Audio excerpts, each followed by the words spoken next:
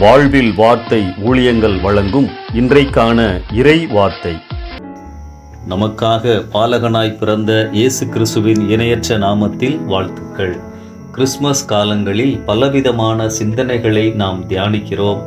கடவுளின் அன்பு, தியாகம், மீட்பு, விடுதலை, இப்படி பல தலைப்புகளில் பிரசங்கங்களை கேட்கிறோம்.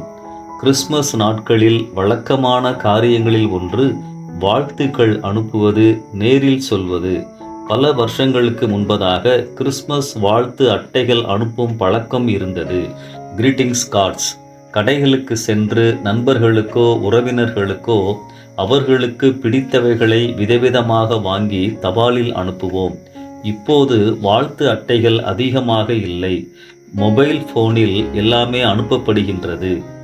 ஒரு தடவை சால்வேஷன் ஆர்மி இயக்கத்தை ஆரம்பித்த தேவ ஊழியர் வில்லியம் பூத் அவர்கள் கிறிஸ்மஸ் வாழ்த்து அட்டை அனுப்பும்போது எல்லாருக்கும் அந்த வாழ்த்து அட்டையில் அதர்ஸ் என்ற ஒரே ஒரு வரியை மட்டும் பிரிண்ட் பண்ணி அனுப்பியிருந்தார். அதை பார்த்தவர்கள் ஏதோ பிரிண்டிங் மிஸ்டேக் என நினைத்து அவரிடம் அந்த அதர்ஸ் என்ற வார்த்தைக்கு முன்போ பின்போ ஏதாவது வார்த்தை விடுபட்டு விட்டதா என கேட்டார்களாம். அப்பொழுது வில்லியம் பூத் சொன்னாராம், அதர்ஸ் என்பது மட்டும்தான் பிரிண்ட் செய்ய சொன்னேன் என்றாராம். ஆம், கிறிஸ்மஸ் என்றால் திங்க் அபவுட் அதர்ஸ். அடுத்தவர்களை பற்றி சிந்திப்பதுதான் கிறிஸ்மஸ்.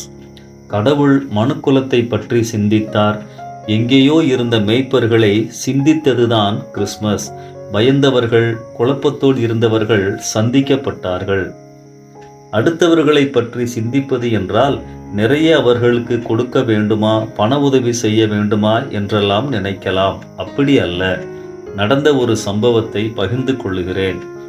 பள்ளியில் படித்து கொண்டிருந்த ஒரு சிறுமி கேன்சர் வியாதியினால் பாதிக்கப்பட்டாள்.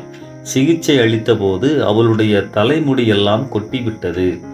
ஓரளவிற்கு குணமாகி பள்ளிக்கு செல்ல ஆயத்தப்பட்டாள். தலையில் ஒரு முடி கூட இல்லாமல் பள்ளிக்கு செல்வதற்கு அவளுக்கு தயக்கமாகவும் வெட்கமாகவும் இருந்தது. ஆனாலும் வேறு வழியின்றி பள்ளிக்கு சென்றாள். அவளுடைய வகுப்பறைக்குள் நுழைந்த பொழுது ஆச்சரியம். அவளுடைய வகுப்பு மாணவர்கள் அனைவரும் தலையை மொட்டையடித்து அமர்ந்திருந்தார்கள். நாமும் இவர்களுக்கு சமமானவர்கள் என்ற சந்தோஷத்தை கொடுப்பதுதான் அடுத்தவர் மேல் உள்ள கரிசனை. நாங்களும் உங்கள் உணர்வுகளை, வேதனைகளை புரிந்து கொண்டுள்ளோம் என்பதை வெளிப்படுத்துவதுதான் கரிசனை. அவனுக்கு இருக்கக்கூடிய குறையை அவனுக்கு தெரியாமல் அவரோடு இணைந்து நிறைவாக்குகின்ற முயற்சி. இதுதான் கிறிஸ்மஸ்.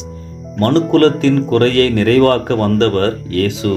அவர் மூலமாக நிறைவை பெற்றுள்ள நாம் சக மனிதர்களின் குறைகளை நிறைவாக்க முயற்சி செய்ய வேண்டும். இதுதான் அர்த்தமுள்ள கிறிஸ்மஸ். அதர்ஸ், அடுத்தவர்களை பற்றி சிந்திப்பதுதான் கிறிஸ்மஸ். இந்த சிந்தனையோடு இந்த நாளை ஆரம்பிப்போம். கர்த்தர் நம்மை நடத்துவாராக. ஆமென்.